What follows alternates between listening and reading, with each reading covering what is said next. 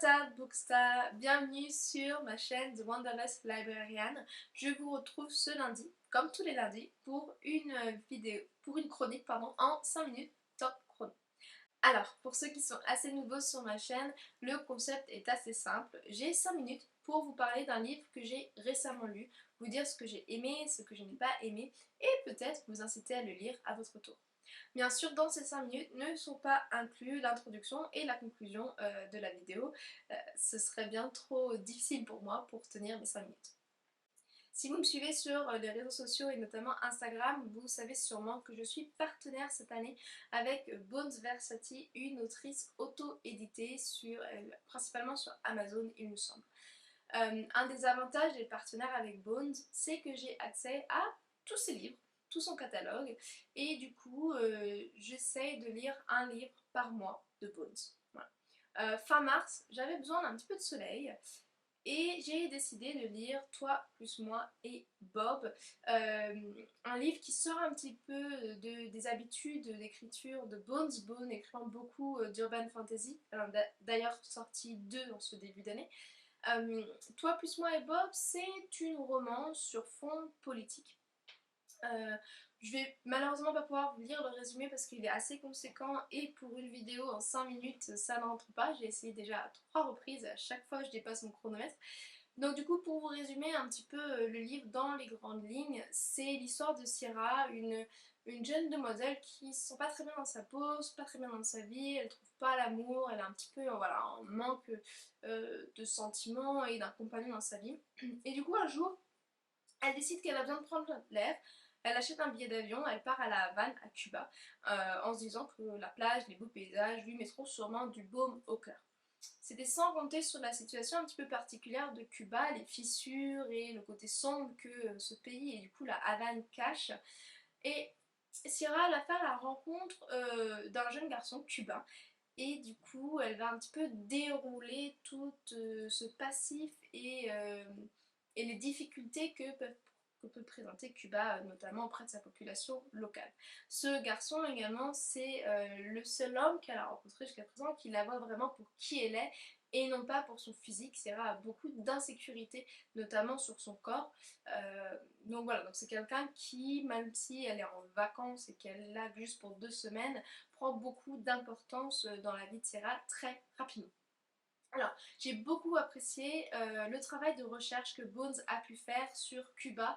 Elle ne s'attache pas forcément aux cartes postales qu'on peut trouver sur internet de la Havane avec ses façades multicolores, les plages de sable blanc et les mojitos. Non, elle va un petit peu gratter le vernis et également parler du système autoritaire, de la corruption de l'armée et également de cette double facette que peut avoir la Havane pour les étrangers notamment où les touristes ont accès aux dollars américains, aux belles rues et aux grands magasins, restaurants, etc. Et la population locale, elle, vit dans des quartiers délabrés avec une monnaie dévalorisée et n'a pas accès au téléphone par exemple ou encore à internet.